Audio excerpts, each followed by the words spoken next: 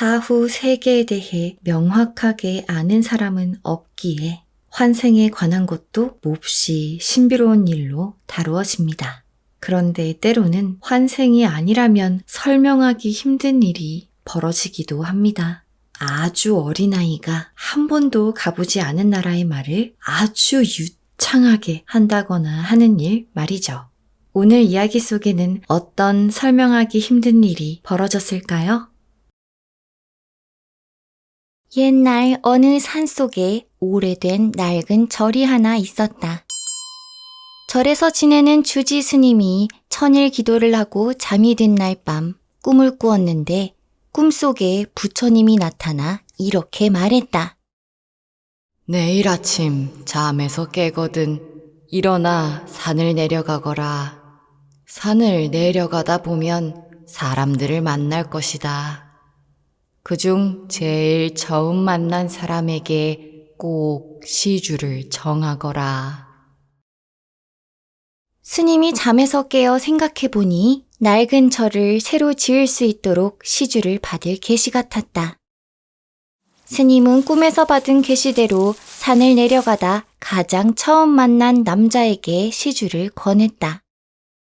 남자는 스님의 말에 기꺼이 자신이 가진 모든 재산인 100냥을 시주하겠다고 했다. 100냥이면 절을 중수하는 데 충분한 돈이었기에 스님은 기쁨을 감추지 못했다. 그런데 스님이 보니 남자의 행색이 그리 돈이 많아 보이지 않았다. 스님은 호기심에 어떻게 이렇게 많은 돈을 가지고 있느냐고 물었고 남자가 답했다. 저는 저기 부잣집에서 13살 때부터 머슴살이를 했습지요. 그렇게 40년 동안 머슴살이를 하다 보니 어느덧 53세가 되었지요. 장가 한번 들어보겠다고 돈 한 푼 쓰지 않고 모았더랬죠. 돈은 주인 어르신한테 맡겨두고 그저 소처럼 일만 했는데 정신 차려보니 벌써 나이 53세에 호래비가 되었지 뭐예요. 이제 장가 가기도 틀렸겠다. 이 돈도 의미가 없던 차에 스님을 만난 것입니다요. 이것도 다 부처님의 뜻이라 생각하고 시주해야지요. 허허, 그렇다면 감사히 받겠습니다. 다만 한 가지 부탁이 있습니다. 제가 이 돈을 시주하고 나면 저는 돈 한 푼 없고 갈 곳도 없는 처지가 되니 앞으로는 절에서 지내도 되겠습니까? 그렇게 하시지요. 그렇게 남자는 스님과 함께 절에서 지내게 되었다. 그런데 이 사연을 알게 된 사람들은 절을 오가며 한마디씩 했다. 남자가 평생 머슴살이하며 모은 돈을 몽땅 절에 시주하고 절에 얹혀 지낸다는 사실이 사람들의 눈에는 좋지 않게 보인 것이었다. 스님이 순진한 남자를 꾸짖어 돈을 뜯어냈다는 것이었다. 아무리 절을 위한 것이라지만 참 스님도 해도 너무했지.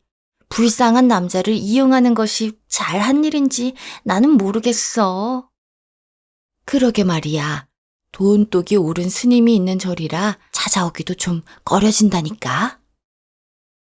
사람들이 어떤 소문을 퍼뜨리는지 알게 된 스님은 억울하고 답답했다. 부처님의 계시가 있었던 일이니 분명 남자에게는 큰 복이 내릴 것이야. 그가 평생을 일해서 모은 100냥보다 훨씬 더 값지고 커다란 복이 내릴 것이고 말고. 그날이 오면 지금 저렇게 말하는 사람들도 부처님의 큰 뜻을 알게 될 것이다. 그런데 스님의 바람과 달리 절에서 함께 지내던 남자의 몸에 이상이 생겼다. 갑자기 중풍이 들게 된 것이었다. 증세가 심각할 때면 남자는 숨쉬는 것조차 어려움을 겪었다. 그때마다 스님은 그를 간호했고 다행히 병세가 좀 나아지는가 싶었다. 그런데 이번에는 남자의 눈이 보이지 않게 된 것이었다. 스님은 하루아침에 눈이 멀어버린 남자가 밥을 먹거나 옷을 갈아입거나 변소에 가거나 하는 일거수일투족을 도와주었다. 그렇게 남자가 조금씩 앞에 보이지 않는 생활에 적응하며 스님의 도움 없이도 간단한 생활은 하게 되었을 무렵이었다. 어느 날 아침 스님이 남자의 방에 가보니 남자가 보이지 않았다. 다만 남자의 방에 누군가 침입해 그를 끌고 나간 흔적만 있을 뿐이었다. 호랑이였다. 호랑이가 밤새 남자를 물어간 것이었다. 스님은 남자의 마지막이 너무도 허망해 그 자리에 털썩 주저앉고 말았다. 스님을 의심하던 사람들은 이제 스님을 욕하기 시작했고 절에 오는 사람들의 발길도 끊어졌다. 평생을 모은 전 재산을 시주하고 알거지가 된 사람의 최후가 이토록 허무한 것을 보았으니 사람들이 그렇게 행동하는 것도 어쩌면 당연했다. 스님이 그의 장례를 치러주며 생각해보니 부처님이 야속해도 너무나 야속했다. 그 남자는 평생을 머슴 일을 하면서 한 푼도 쓰지 않고 아낀 돈을 절에 시주했지. 그런데도 갑자기 중풍에 걸리질 않나. 거기에 눈까지 멀지 않나. 그것도 모자라서 호랑이에게 잡혀가 허무하게 세상을 떠나버렸다. 평생을 바친 사람인데 그까지 병 하나 낫게 해주는 게 그리 어려운 일이었단 말인가? 병을 낫게 해주기는커녕 병을 더하고 호랑이를 보내는 게 정녕 부처란 말인가? 이러려고 나에게 처음 만나는 이에게 시주를 권하라고 했던가? 이럴 줄 알았으면 내가 그렇게 했겠느냐고. 그 남자의 인생이 가여워서 어쩌면 좋겠나? 어쩌면 좋겠느냔 말이야. 부처? 부처는 무슨? 스님은 화가 치밀어 올라 도끼를 챙겨서 법당으로 뛰어들어갔다. 그리고 부처를 원망하는 마음을 담아 힘껏 부처의 이마를 도끼로 내려찍었다. 어찌나 세게 내려찍었는지 도끼는 부처의 이마에 박혔고 스님이 아무리 잡아당겨도 빠지지 않았다. 스님은 절을 떠나며 말했다. 부처님이 무슨 필요가 있나? 이제 다 필요 없다. 나는 떠날 것이야. 스님은 절을 떠나 이 산 저 산을 떠돌아다녔다. 그러나 그의 마음은 늘 공허했고 평생을 모셨던 부처님의 이마에 도끼를 받고 나온 스스로의 행동이 너무나 부끄러웠다. 그렇게 스님은 유랑생활을 하며 불도에 관한 것은 잊고 지냈다. 스님이 떠난 후 절을 찾은 사람들은 부처상 이마에 도끼가 박힌 것을 발견하고 그것을 뽑아내려고 했다. 그런데 이상한 일이었다. 전국 팔도에서 사람들이 찾아와서 그 도끼를 빼보려고 시도를 해보아도 절대 빠지지 않는 것이었다. 힘이 장사라고 소문난 이가 찾아와서 아무리 당겨보아도 도끼는 꿈쩍도 하지 않았다. 그렇게 30년의 세월이 흘렀고 여전히 부처상의 이마에 꽂힌 도끼를 뽑아보고자 때때로 사람들은 그 절을 찾았다. 마침 새로 원님이 부임했는데 도끼가 꽂힌 부처상 이야기를 듣게 되어 궁금한 마음에 절을 찾았다.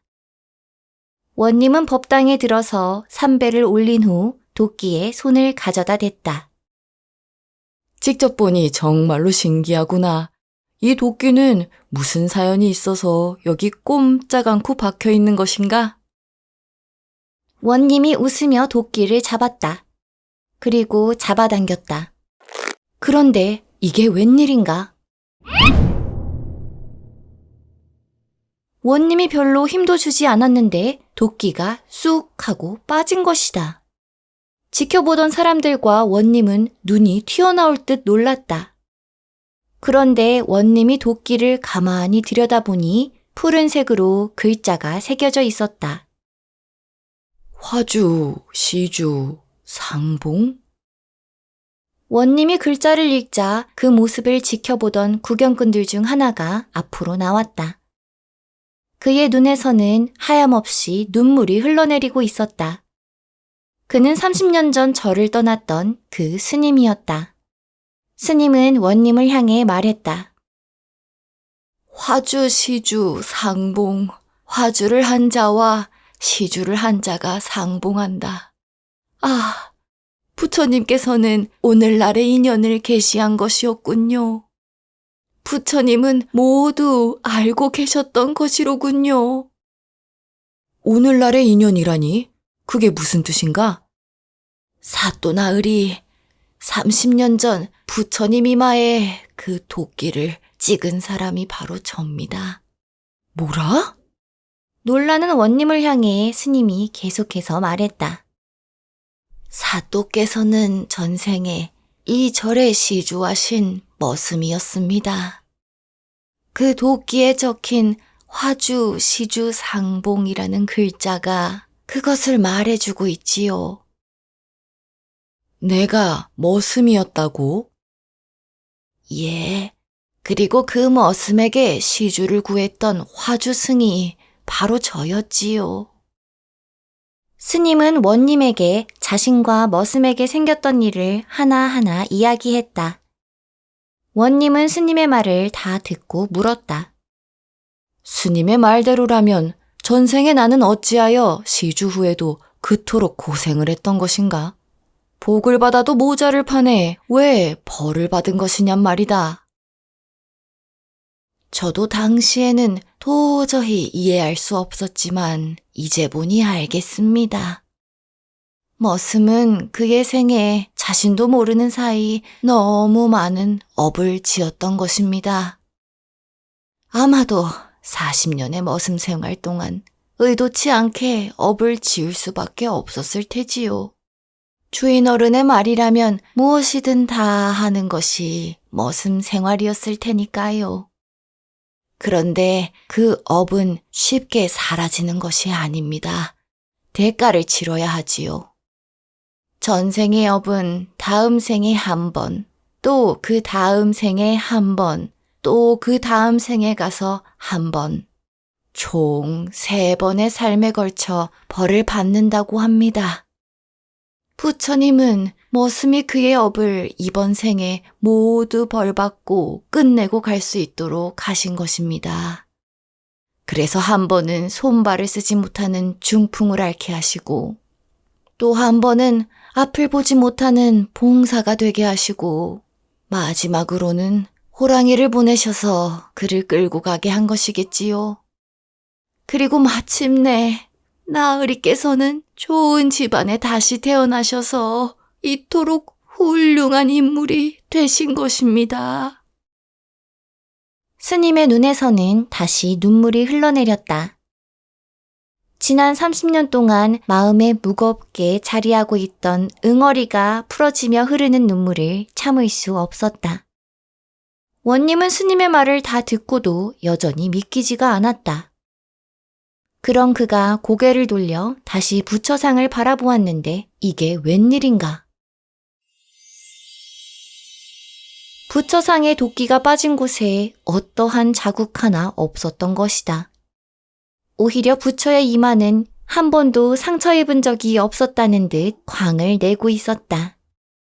이제 원님은 스님의 말을 믿지 않을 수 없었다. 자신이 이 도끼가 찾던 사람임이 틀림없었다.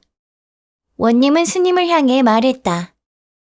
스님의 말씀대로라면 제가 전생에 스님 말씀을 듣고 시주한 덕에 이렇게 좋은 곳에 태어나 벼슬까지 할 수 있게 되었습니다.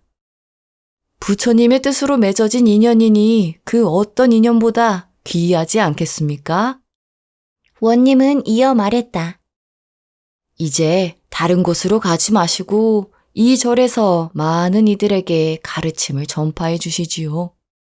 30년 동안 방치되었던 절이라 이곳저곳 손볼 곳이 많을 것입니다. 중수에 필요한 돈은 제가 시주할 테니 이 절에 큰 스님이 되어 주시지요. 이후 원님은 낡은 절을 고치는 데 필요한 지원을 아끼지 않았고 절은 30년 만에 제 모습을 찾게 되었다. 또한 원님은 전생의 고통으로 얻은 이 생에 크게 감사하며 많은 이들에게 덕을 베풀었다고 한다. 어이, 심씨, 잘 지냈는가? 어휴, 조씨 아닌가? 오랜만에 만났는데 술 한잔 가볍게 걸치면서 사는 이야기 좀 하는 건 어떤가? 미안하지만 나 오늘 바쁘네. 내 아내가 요전번 일로 아직도 좀 심기가 불편한 모양이야. 마침 오늘이 우리 혼인 8주년 기념일이라 서둘러 이벤트 준비하고 가는 길이네. 이벤트? 무슨 이벤트? 자네 달빛 이야기 극장이라고 아는가? 달빛 이야기 극장? 알지. 매주 재미있는 상영작이 걸리는 그 극장 아닌가? 내 입담에 필적하는 아주 재미있는 이야기들이 매주 걸리지 않나?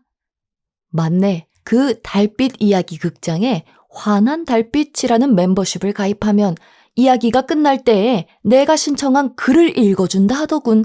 요거다 싶어서 신청해 두었지. 특별한 날이니만큼 내 큰맘 먹고 돈 좀 썼네. 그래서 얼른 아내를 데리고 극장으로 가려는 길이네. 그거 참 좋은 이벤트구만. 자네가 어떤 내용을 신청했을지 나도 궁금한데. 그러면 자네도 별일 없으면 달빛 이야기 극장으로 가보게나. 그래야겠네. 가는 김에 구독, 좋아요, 댓글도 잊지 말아야겠구만. 여보, 나 심생원이요. 많이 놀랐지? 앞으로는 목탁 대신 따뜻한 목소리로 마음을 전하겠소. 검은 머리 팥불이 될 때까지 사랑하오. 우리 아이의 독서 습관을 위한 달빛 이야기 극장 민단편 도서도 잊지 마세요.